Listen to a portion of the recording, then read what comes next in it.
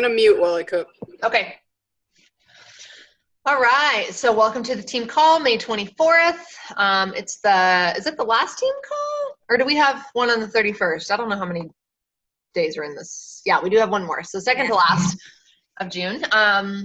So we are winding down the month, which is exciting. I know we had a big month this month with To Be Mindset releasing, which has been so awesome to be a part of. You know, there's still plenty of time to hit Success Club this month. I'm just going to tell you, I am not even doing To Be Mindset, and I've gotten about 14 Success Club points off of selling challenge packs for To Be Mindset this month. So if you're not doing the program, don't let that discourage you. Talk about it anyways, you know, talk about it. And if you don't know what to talk about, you need to educate yourself on the product because it's really amazing. And it's a big tool for our customers. So don't neglect that. Even if you don't necessarily plan on doing it, you can still talk about how important it is to focus on nutrition. So, and if you need help with verbiage on how to upsell and get them to add on Shakeology and add on BOD, just ask. I've for whatever reason, what I've been saying is working and working with almost everybody. So, you know, if you need that verbiage, just let me know and I'll share it. I don't want to keep it to myself. So, but yeah, don't not talk about it. And if you don't know about it, learn about it. That's all I have to say. We still have plenty of time this month. There's a whole week left, which in the world of Success Club points is plenty of time. So just, you know, don't let your engine steam out just because the month is ending. If anything, put some more coals in there and get it going faster. And then in June, keep in mind the price is going up. So, you know, a marketing tactic, not in a creepy, sleazy way, but a marketing tactic is to make sure people know, like, time is running out to save $20. You know, it's okay to say that. Give them a sense of urgency and let them know they need to get their stuff done before it goes up. So that's that, To Be Mindset. Of course, we have what's coming up next month. We have some information's been coming out for Lift 4. The test group is underway. I think they're in week 4 right now, the test group. I think they're in 3 or 4. It seems to be awesome. I know Joel's going to start doing some trainings and stuff, so we'll keep that information going. That we still have a whole nother like 6 weeks before the early release that you can pay $40 to get. So we have a lot of time, but that's coming up. Other than that, I don't think there's anything else big for May. So just keep going, guys, you know, be excited about what we have going on. Beachbody is breaking the mold. There's nothing that's out there like what we have going right now. So it's a good time to be a coach. It's really awesome. So today we're going to talk about embracing your struggles, embracing your imperfections, embracing the things that typically we think we should be hiding about ourselves, where in reality we should actually be putting those things out there. So I was hoping there's going to be more people on the call, but we're going to do it with the 3 of us. So what I want to do is take just a couple minutes and think of 2 to 3 things about yourself that would be considered a flaw. And then we're gonna share them. And if you're watching the replay, you can do this exercise too.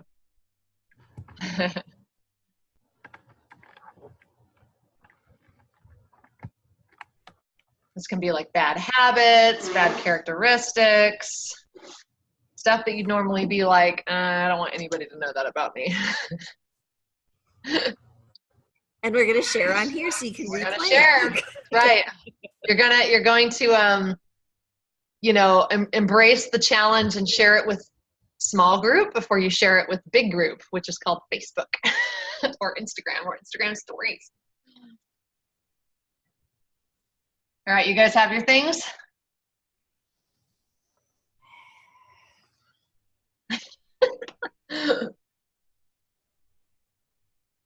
Yeah. Yeah. Sure. Okay. Who wants to go first? I'll go first. Go ahead. All right, flaws.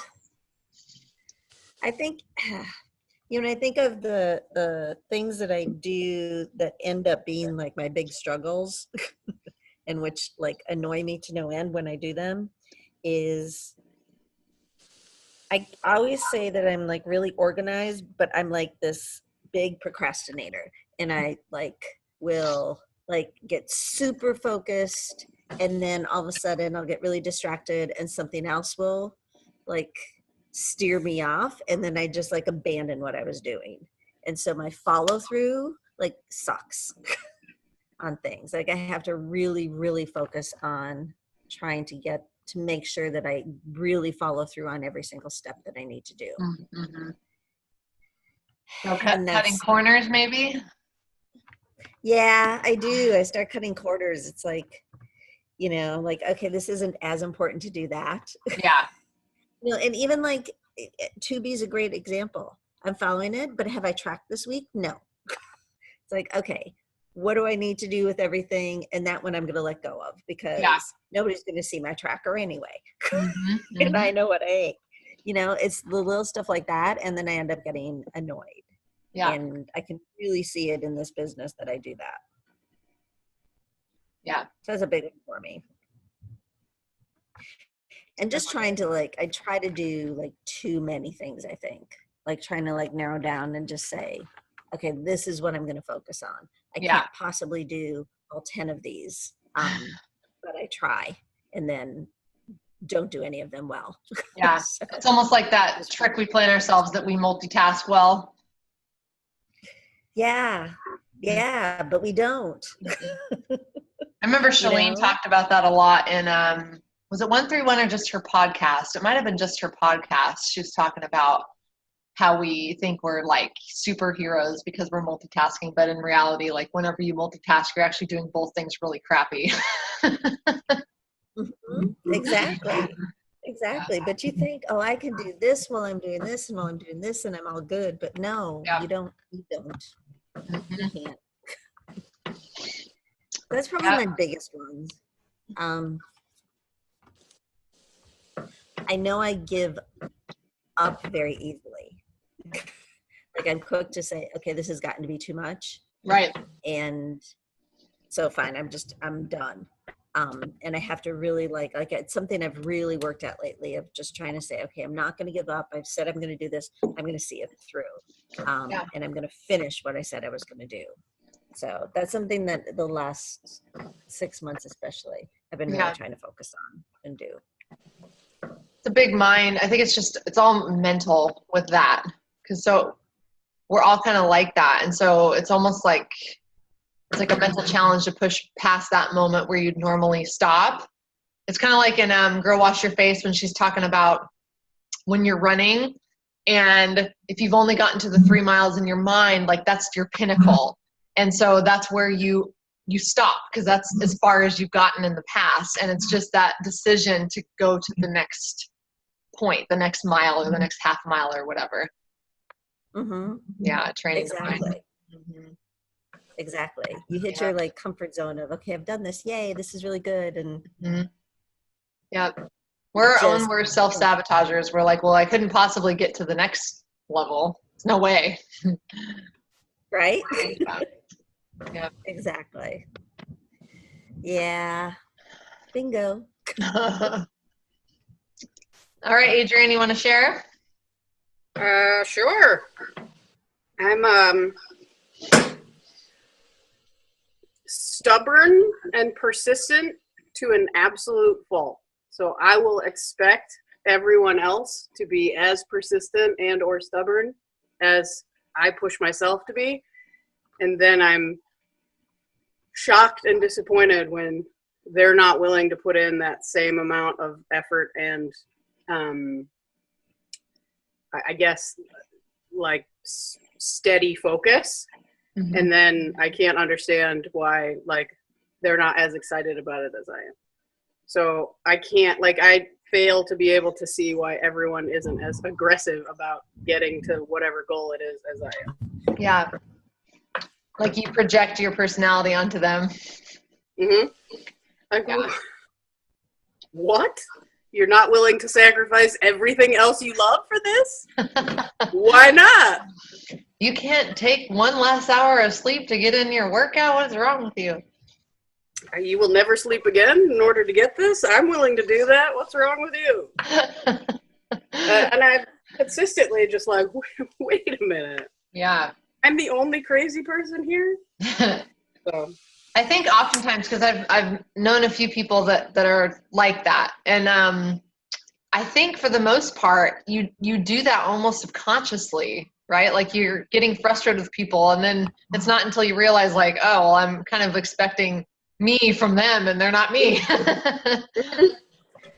Right, and then to accommodate, I'm then a egregious over apologizer. Yeah, people pleaser. Yeah. Don't hate me. We're still gonna be friends, right? Then I'll be like, oh, I'll just do it for you then, and then. Nice. Maybe it's a good thing you don't have kids. You'd be doing their art project tonight. I'll just break everything in the house while I'm here. Yes, it is a good thing that I don't have kids. That's a choice.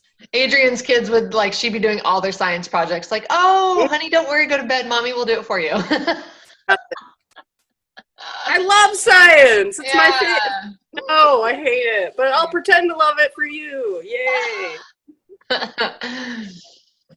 Nice. So mine is really frustrated if they didn't get an A. You what? Would you be really frustrated if you didn't get an A on it then? Exactly. Oh, I would be furious. Yeah. And then it's that time you have to resist the temptation to be like, teacher, this was really good. Like you start to protect it like it's your work because it is, but you yes, a 38-year-old woman did this project. How did I not receive a 100%? I mean, how did Johnny not get a 95, right? How did you give this 9-year-old child a better grade than me? I do not. I have a doctorate. I don't know what. Where's the disconnect? Yeah. That's perfectly reasonable behavior, right? Totally. Oh, boy. So mine is procrastination. That's probably one of my biggest It's something I've battled for life, I feel like. It doesn't matter how long I give myself to do something. It's always procrastination, like in everything. And it's always been like that. Like that's not even anything new. Like I did that as a preteen. Like it's just, and I hate it. I hate it so much. And it doesn't matter. It doesn't matter how many times I tell myself to not procrastinate. Here I am at the last minute, like, oh man, I shouldn't have procrastinated. It's just so frustrating. But it's a big character flaw. And I always think about that with like, build it. Like I listen to, I'm in this group with Lindsay right now. And she's talking about like, I shared one of the slides in the group today about like how to look at your business and if you're really trying to treat it like a business. And I'm like, well, dang, like I can't be the uber procrastinative that I am and expect, some of the results that I'm dreaming of and envisioning, you know what I mean? So there's gotta be something that gives. So that's just, it feels like it's just a forever struggle. And it's a failure. I feel like it's such a failure in my life, like an area of failure completely. But yeah, it's so frustrating. I just wish I could throw it out the window. But don't you feel like it's been reinforced because you always manage to get it done? Yeah, and that's the problem. Well, most things, but then there's some things that don't. And I'm like, well, if I wouldn't have waited, it would have, So yes and no. Like there definitely is proof that it doesn't matter if you wait till the last minute, but there's also lots of moments where I'm like, well, that didn't get done because I did wait till the last minute. Yeah, big character flaw. So the reason that I wanted us to talk about this is because who do you think that whatever the thing is you gave, that it's relatable with someone else, at least one other person? That flaw, do you think that's relatable in standard society? It is, right? Oh yeah. Yeah. Because the thing is, we're all unique, but we're all still living the human experience. So we all still have all these similar things that we struggle with. It doesn't matter what our profession is, what our gender is, what, our personalities like there's similar things we go through as humans that is relatable. And the problem that we run into is when we don't want to talk about them and we want to instead put out this perfect persona and pretend that these flaws don't exist, people are looking in like they can't relate sometimes because, you know, how am I supposed to live up to that person's level, basically? You know, like if they're saying Adrian's willing to, you know, give up her right arm to make sure this gets done, and they're like, well, dang, I'm never going to be able to do that. You know, that's intimidating to some people. So if we're not honest with the things that we struggle with that, you know, might be relatable to someone else, and they don't see that vulnerable side of us through sharing, you know, it can actually work to our detriment. We think it's detrimental to share it, but actually not sharing it can be very detrimental to what we're trying to do. One of the things that Lindsay said today that I thought was really cool, she said, you know, I'm my own business, right? So I'm building my brand of Lindsay Matway.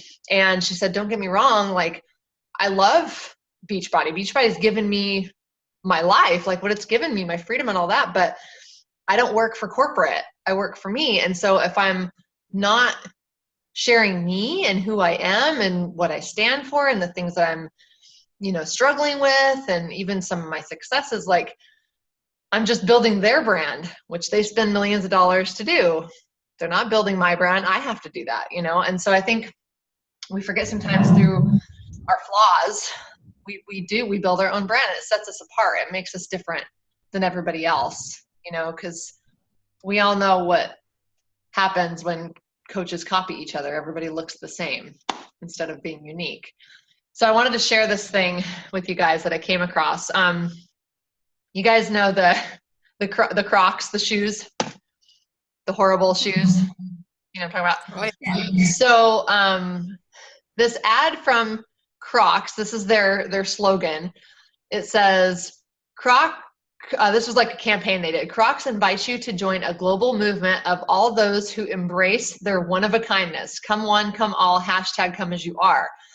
And this is the kind of the commentary about it. It says, the shoe company knows they've been criticized and even mocked for their chunky look and outrageous colors, but it's clear from the messaging on their website and social profiles that they're cool with it. Hashtag come as you are. Welcome to our celebration of one-of-a-kinds. Have a look around and explore what it really means to be comfortable in your own shoes. That's what this campaign, that was the tagline. In this short sentence, Crocs makes their negative a positive and silences their critics. Their shoes aren't ugly. They're one of a kind. Wearing them won't get you on the cover of a fashion magazine, but they're as comfortable in your skin as your feet will be in them. And that's definitely worth converting on, or at least in this case, adding them to your wardrobe. Crocs also embraces its unconventional reputation by creating a sense of community between owners of their products. As seen below, instead of shying away from what many would consider a fashion faux pas, Crocs encourages fans to celebrate their fun footwear by sharing photos of themselves enjoying life while wearing theirs. So it shows people like folding clothes with their bright, hideous Crocs on and like, you know, normal everyday stuff. And it says, sure, the Crocs community is a little colorful and offbeat, but with their clever messaging and playful lifestyle, offbeat doesn't look half bad. I love that example because that's exactly what they're taking their criticism, because they have been criticized. Those shoes are ugly as heck, but they're comfortable and people love them, right? So it's the same thing with us. Like, you know, you have to embrace the things that seem to be off-putting, and through it, I thought the point with that was really cool, because through it, that's your community becomes created, right? If you're really true to who you are, that's how you create your community. And that's why we see people like Amy Silverman and all of her tribe have like sleeves of tattoos, you know, because you end up attracting who you are if you're authentically putting it out there. And so often we try to fit the mold. And I think, at least for myself, I find myself going through phases where I put out the real me and then I kind of pull back. And then I go to what's normal and acceptable. And then every so often, little sprinkles of me come out and the things that I struggle with. And I share what I struggle with, but maybe not as deep as I could, right? And so then I go back to this safe zone. And then it sprinkles in like all this, you know, so instead of just being comfortable 100% with talking about what I want to, how I want to, you know, sometimes I want to put some tough love out there with people slacking and not committing. But like Adrian, I want to be everybody's friend too. So but it is me to give tough love, but it's also me to be someone's friend. But I really want to say what I want to say, and I just have to stop not saying what I want to say. You know, because you're going to attract the people that are okay with that and who actually need that, which I think is cool. It's true. And it's okay if other people leave. Yeah. Yeah, we're so scared of people leaving, but honestly, you don't want them around anyways if they didn't like that. Right. But I'll admit, when I look at my page and I see the number went down, even if it's one, I'm like, dang it, what did I say today? Yeah. Like, make it go away. But Mhm. then it's like, okay, fine, you know, that's let them go. I hope they find someone to follow that they can relate to, Exactly. you know. Well, and we need to learn not to internalize it either. I mean, they Yeah. might have left because everything that you were saying was hitting home and they weren't wanting True. to hear it. That's true. That's And very true. too painful to see it every day flash in front of their face. I need to do something. I need to do something. And True. they just weren't ready. So, Yep. It's a very good point. Such a good point. Nice way to look on the other side of the coin. Jeez, I never would have even thought about that. I mean, but sometimes It's true. like you'll be watching something and be like, this is way too close to my, like a TV show or even anything that's like emotionally hitting home. And I'll be like, nope, bye. Like I cannot. This is too real for me right now. I'm looking to be entertained. So, Mm-hmm. Yeah. So true. And some people, that's right, that's true, because some people just come strictly online to medicate through entertainment. They're not trying to touch into reality of what they need to do in order to get they their don't want lives to be together. reminded of what they need to be doing right now. Right. Yeah. And I think as health coaches, for us, that's frustrating because it's like, no, that's exactly what you need to pay attention, you know, but a lot of people aren't. And some people are going to come around, and then there's going to be the people that will never choose to, you know, change that part. So, and that's the hard part because we have to be okay with that, and it sucks. And they'll find support with that position too. So that'll, you know, elevate those feelings as well with other people being like, yeah, you know, blah, blah, blah. So. Yeah. There was a Right. chapter in Girl Wash Your Face. I can't remember what the title was, where she talks about this kind of topic. I can't remember what the title was, but it was so good. Just that whole, because what happens too is if we're refusing to share our flaws and share the things that we feel like make us less than, what almost just automatically ends up happening is you're either already in the comparison game playing field or you're coming up to it, right? Because if you don't feel comfortable with you and sharing you, then it's probably because you're looking at someone else and comparing, you know, I'm not as perfect as them and blah, blah, blah. And half the time, you know, even in our world of coaching where it's encouraged to be very authentic, there's a lot of people out there that share the highlights and don't share it all, you know? So even as we're looking within our own network, I think we can get jaded sometimes and think there's something wrong with us because our stuff doesn't look like a highlight reel. In reality, theirs doesn't either, but they're just not sharing that side, you know? And it's not about, I think a lot of newer coaches will shy away from sharing. It's not about sharing like, you know, all the deep, dark stuff that's going on necessarily, but without talking about specific situations, you can always, you know, help someone relate to an emotion that you're going through or, you know, something that you're learning from it, you know, without revealing. If there's, you know, stuff that involves other people that you don't have any business putting out there, then there's still a way to relate that in terms of how it's affecting your life and what you're learning from it or what you've learned from it in the past without necessarily putting someone else on blast, you know? And I think people struggle with that. Like, well, I don't want to out this person or talk about, well, it's not about putting your deep, dark secrets out there like that. You know, a lot of stuff is confined to prayer time, you know what I mean? Like it doesn't need to be out there for everybody, but you can still use how that affects you as a person and how you've grown or you want to grow from it on your social media.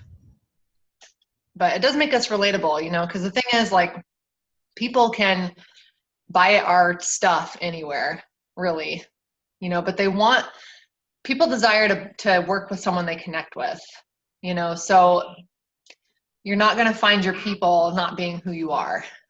And I think I've learned that over the last few years, because you try to get everybody. If they're breathing, you'll take them. And it ends up being really exhausting and really frustrating. So it's almost kind of liberating to be okay with not attracting the people that you are meant to attract, you know?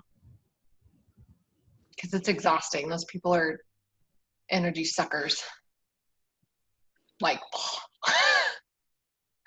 to the max. I think that's why I like listening to Stacey Chapman so much. Yeah. Because she will talk about, yeah, I've talked with you now, and I don't think you're right for me. So Yeah. we're not going to continue this. And she's at that point where she can do that. Mm-hmm. I think she'd even do it if she wasn't at that point. Like, she just comes across as one of those people. She does. And I love that because it is so real. Yeah. Like, nope, we're not going to get along. This isn't going to work. Yeah. She's super refreshing because you can tell, like, she is just, listen, this is what it is. Like, I'm not doing anything different. Like, this is what it is. Yep. Exactly. Either you're in or not.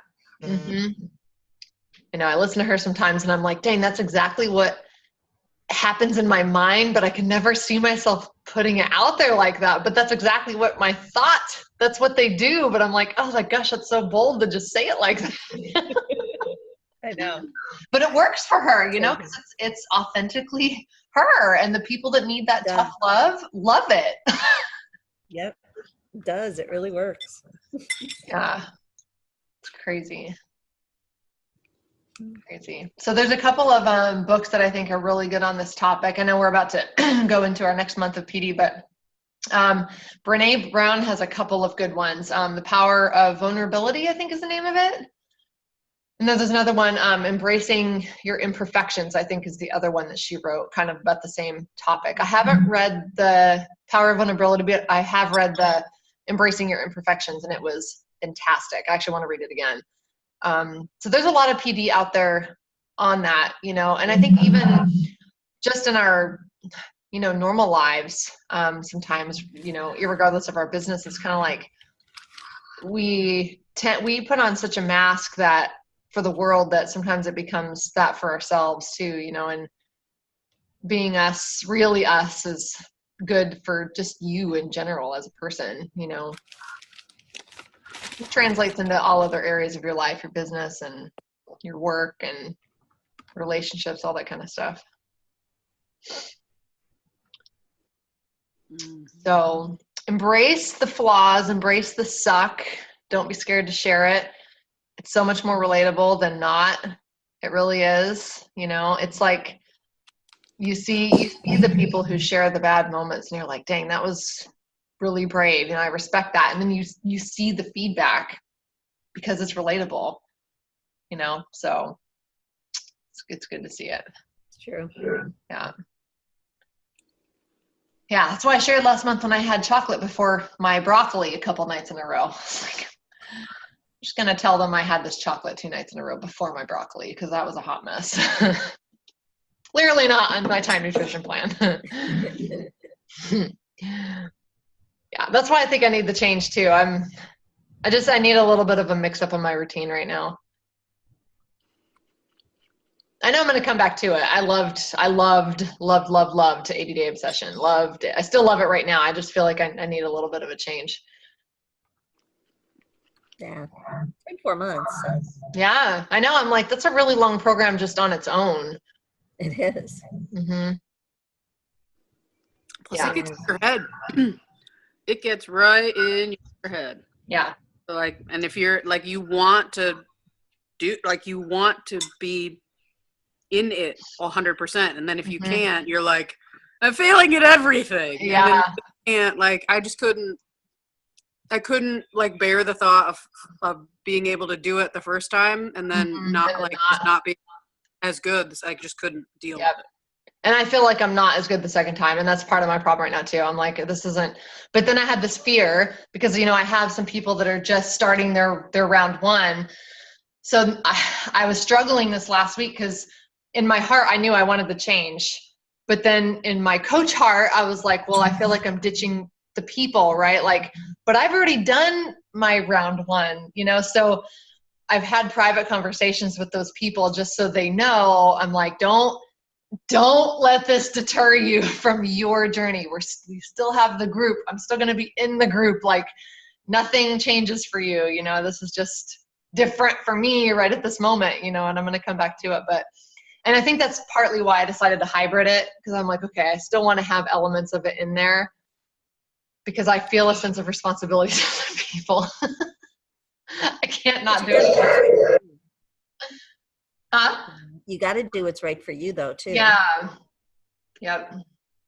Yeah. So, and mostly when I created the hybrid, because I don't know if you guys have seen this website, it's a hybrid calendar creator, and it's got all of the Beachbody programs, and you literally pick which ones you're going to hybrid, how many days a week you want to work out, if you're advanced, intermediate, or beginner, if you want strength, toning, like there's all these different parameters you pick, and then it builds your schedule. It's really cool. Oh, that's very cool. Yeah, I don't know who I don't even know who hosts the website, but it's awesome. So I went in there and, you know, did 80-day obsession and max 30, and I did an 8-week calendar. And I will say most of it is max 30. So I'm still getting most of the change. I think 1 to 2 days out of 5, because I went ahead and went down to a 5-day workout week instead of 6. 1 to 2 of the days out of 5 are 80-day, and then 3 to 4 is max 30. So That's cool. Can you share that link? yeah, I'll share it. Cool. Yeah, it's really cool. One day I was like, this was years ago, probably 3 years ago, I was just Googling like hybriding Beachbody, probably because someone was asking me about it. So I just Googled it, and this website came up, and I've just kept it since. It's really awesome. That's awesome. Mm-hmm. So, but yeah, I was definitely struggling this week. Like I have to not do me, because I know what was happening last year when I wasn't focused on my own journey. You can feel it in your business. You know, you think you're doing the right thing by focusing on your business, but when you lose that thing that makes you even have a business, which is focusing on, you know, your health and fitness, it shows, whether you are thinking it is intentionally or it just comes through and people can see it, and it all falls apart. So I'm like, I can't do that again. Like that was not, it didn't feel good. You can't fake commitment 80-day obsession either. Like No. if you're not in, done. Nope. And I can even tell in my posts this time through, I'm like not talking about time nutrition the same way because I'm not doing it the same way. Mm-hmm. Exactly. So I'm not going to play a game over here, you know, on my social media and act like I'm doing something I'm not. Yeah, and that's going to make you feel awful too. And this is about your journey too. Like, not. Yep. And I found myself being tempted, like, oh, like this whole week I haven't gotten up and done a proper pre-workout meal. I'm just kind of over it right now. So Yeah. like, I will tell you what, I got rhubarb in my vegetable box that I got today from my thing. And if you think I'm not making strawberry rhubarb something, you're wrong. I don't care what it's on. And it, you know, like I just have to accept that I'm allowed to do that with what I'm doing now. Yep. And you are. Mm-hmm. Yeah, exactly. So Yep. I needed to make a switch when I could have some flexibility because I'm about to go into insane work mode. So. Mm-hmm. Yeah, and I've been using that premise to contrast 2B and 80-day, because one thing I noticed, I talked to Jocelyn and Kim about this actually, there's a couple of coaches that are friends of mine, personal friends of mine, so I follow them. They're from back home, and one of the girls, if it wasn't me knowing what I know about the programs and knowing her, as someone just following her, I would have been really confused, because last month she's like super focused on this has to happen at this time with these containers and blah, blah, blah. And now it's all about like any meal plans suck. You know what I mean? And it's like, to the outsider looking in, that can be really confusing. So I've been trying to, I took a lesson from that, and I've been trying to do a good job of like saying meal plans are for a lot of people, and they are for certain people at certain times too. And then you're going to find certain people that need constant flexibility. And then you're going to find you need certain times in your life with a little bit more flexibility. So meal plans aren't bad, but it's not always time for them. you know, so here's this other thing over here. And a couple of the people that I've talked to that have added on demand, you know, I've let them know, once you conquer this relationship with food too, now you're going to have access to legit meal plans. So if you feel like you're ready to kind of, it's almost like going from, you know, 21 Day Fix to 21 Day Fix Extreme kind of thing. If you've taken these concepts of a healthy relationship with food, now you can try an actual meal plan, like try a structured meal plan and see how that feels for you. You know, it gives you that freedom to kind of, to graduate, if you will, to the next step of nutrition and try something different. So yeah, because her page was confusing to me. I'm like, man, because I know her, so I know what she's doing. Obviously she's promoting the plan, but I'm like, if it wasn't me and didn't know, if it was just some random person trying to figure out if I wanted to join her or not, I'd be so confused. Like last month, meal plans were all the rage for you. And now you're like, meal plans need to go somewhere else, you know? So I'm like, I can't do that with my page. No. Especially if you're going during meal plans are the only way to be. And now all of a sudden she's like, then you'd be like, but hey. Yeah, exactly. Yeah. Yeah. And that's kind of the reason I've chosen not to do 2B, because I like meal plans. It works for me. You know, so I'm like, I'm still going to be able to talk about it and be educated to talk about it, but it's not my thing. I like structure. I like the meal plans, you know, and I'm learning enough through the group, which I'm thankful for, through the 2B group, where I've taken some of the concepts and I'm like, okay, today I want a little bit more flexibility. So I'm actually using some of those concepts that are in the group that you guys have been sharing, you know, and using them in the days that I want a little bit more flexibility. So that's helpful. It's like a fusion. It's my hybrid. I'm hybriding everything. Forget doing something 100%. It's all hybrid. I like it. I'm Yeah. in. My life is a hybrid. I'm going to use that for a post probably before I start my new program on Monday. Hybriding my life. All right, guys. Well, we can call it a night. Hope that was a good topic. I definitely recommend those 2 books as books for the future. We might recommend those in our PD group, possibly. They're good ones. Sounds good. Future months. Yeah, thank you for the call. You're welcome. I'm going to stop recording this and I'll post it once it's